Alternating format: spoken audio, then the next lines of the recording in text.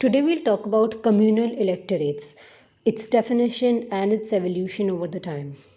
So definition की शुरुआत करें तो communal electorates. Communal मतलब based on community, यानी एक communal identity which can be religion, which can be caste, which can be class, कोई भी एक community जिसकी identity को इसके लिए यूज़ किया जाए.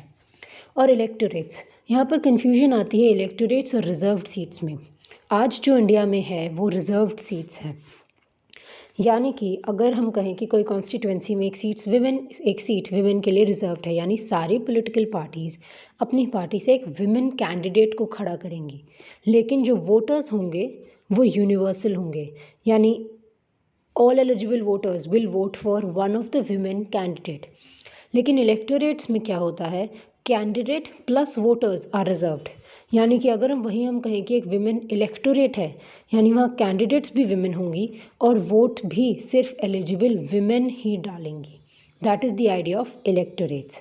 अगर हम इसके एवोल्यूशन की बात करें तो शुरुआत होती है ब्रिटिश इंडिया में from the very first Indian councils act 1909, जिसे फेमसली मॉर्ले मिंटो रिफॉर्म्स भी कहा जाता है. Morley was the Secretary of State and Minto was Viceroy of India during that time, and it is Minto who is called the father of communal electorate because ये उनका idea था to introduce separate electorate for Muslims. So for the first time Muslim separate electorate introduce किए गए. इसका evolution और इसमें addition होता है गवर्नमेंट ऑफ इंडिया एक्ट 1919 से, which we also call as Montagu Chelmsford reforms. Similarly यहाँ पर मोन्टाग्यू सेक्रेटरी ऑफ स्टेट थे और चेम्सफोर्ड वाइसरॉय ऑफ इंडिया, जिसमें इलेक्टोरेट्स को एक्सटेंड किया जाता है to Sikh, Christian, Anglo Indians and European communities. To give you clarification, Anglo Indians वो लोग होते हैं जिनके डिसेंट में इंडियन प्लस ब्रिटिश ब्लड होता है, यानी जिनके पेरेंट्स ग्रैंड पेरेंट्स जो है उनमें एक इंडियन और एक ब्रिटिश पेरेंट हुआ, उसे एंग्लो इंडियन कहते हैं.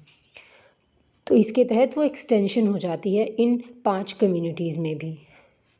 इसके बाद आता है कम्युनल अवार्ड. ये एक वो इवेंट है जो 1932 में एक आइडिया होता है प्राइम मिनिस्टर रैमसे मैकडोनल्ड का, who is the British prime minister. He gave the idea that let's introduce separate electorates for depressed classes as well. However इसका बहुत विरोध होता है, अपोजिशन होता है, specially by Mahatma Gandhi who also went on to a fast. और इसके बाद एक पूना पैक्ट साइन होता है between Congress and Ambedkar who was the representative of the depressed classes. Poona pact की और डिटेल में इंफॉर्मेशन चैप्टर वीडियो में है, so you can check it out there. So इसी कारण कम्युनल अवार्ड जो है वो इम्प्लीमेंट नहीं हो पाता.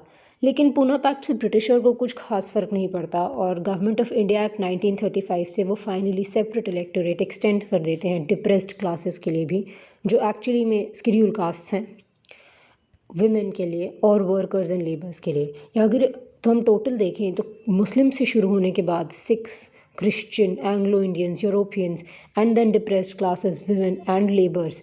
This is all the communities for which the Britishers introduced separate electorates. However, independence के बाद Indians ने, हमारे Constituent Assembly ने और leaders ने decide किया that we'll not go ahead with separate electorates, and what we have today is reservation of seats rather than separate electorates. So this was it. To check out all the further details about any of these, you can check out the entire explanation video for the chapter in the channel. Thank you.